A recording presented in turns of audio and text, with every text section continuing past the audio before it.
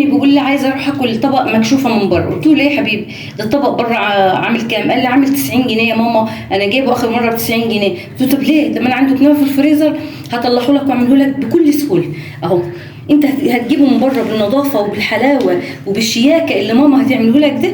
قال لي لا اعمل ايه؟ قمت طلعت الكنافه وطلعت المانجايه من الفريزر وطلعت حته كريمه في ثانيه، عملته طبقات من الجمال، طبقات من اللذاذه، عسل عسل عسل. شوفي بقى اما تاكلي بقى القطمه من دي جميله عسل، هتعملي ايه احسن من كده؟ دي المكشوفه الجميله بطريقه سهله وبطريقه بسيطه. اتفضلي وتكون مشاهده سعيده على حضراتكم، واتمنى انت ما تطلعيش من الفيديو ان تكون على لايك واشتراك وتفعلوا زر الجرس علشان يوصلك مني كل جديد. اتفضل. هنخش بقى في الوصفه على طول. ديت معايا نص كيلو من الكنافه، انا كنت مفرزاها في الفريزر وطلعتها ما شاء الله اهوت، فرجتها طلعت زي العسل كده، ولا عايزه كبه ولا عايزه اي حاجه. ومعايا كوبايه من السمنه، حضرتك بقى عايزاها بلدي بلدي على عاديه، عليها معلقتين زيت براحتك بقى. هتمسكي بس كده اهو وهتدوبي كل الحاجات دي مع بعضها. السمنه مع ايه؟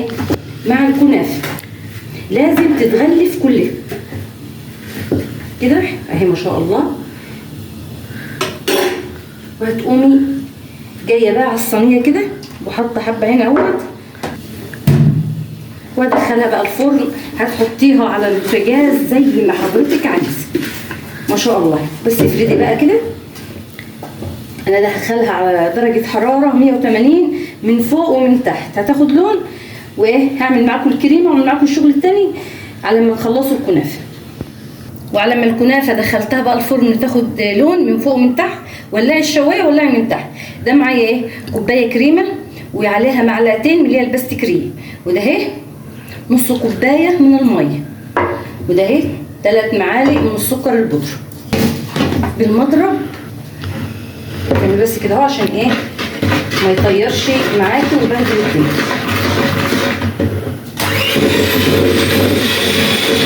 وكده بعد ما عملت الكريمه تنزلي بس بمعلقتين كده اهو على المانجا، عشان ايه انزل تبقى كريمه بالمانجا جميله كده.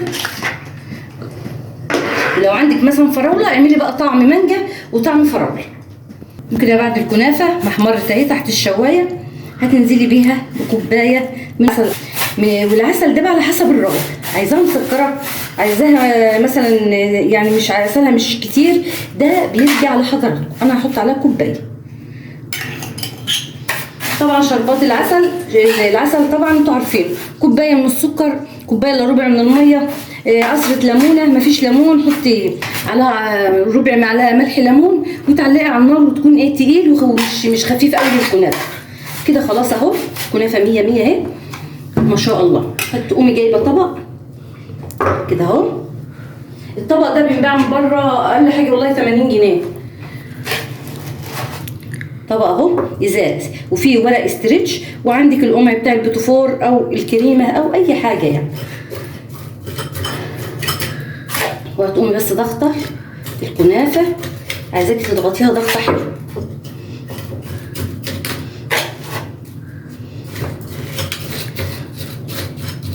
ان شاء الله بدايتي ان شاء الله باي حاجه، المهم اضغطيها لي ضغطه حلوه اهي.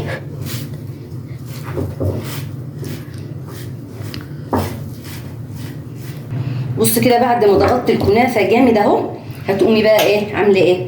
هتقومي شايله ده بكل سهوله كده اهو مكانه فاضي، او عامله ايه جايبه قطعه من المانجا، او عايزه فراوله المتاح بقى عند حضرتك هاتيه.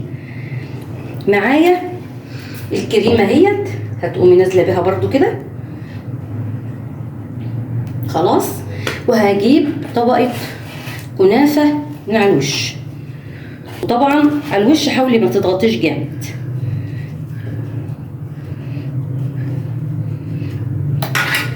ومن جايبه كده عاملاها بس بالراحه اهو، انا بعمل كل التفاصيل قدام حضراتكم اهي. ورقه الاسترتش كده تبططي بس عليها اهو اهي جامده اهي. هتقلبها بقى على طبق، في طبق تقديم شوفي حضرتك عايزه ايه. انا عندي الاطباق ده اهي، هتقومي بس ايه قلبها كده، تقلبي كده اهي.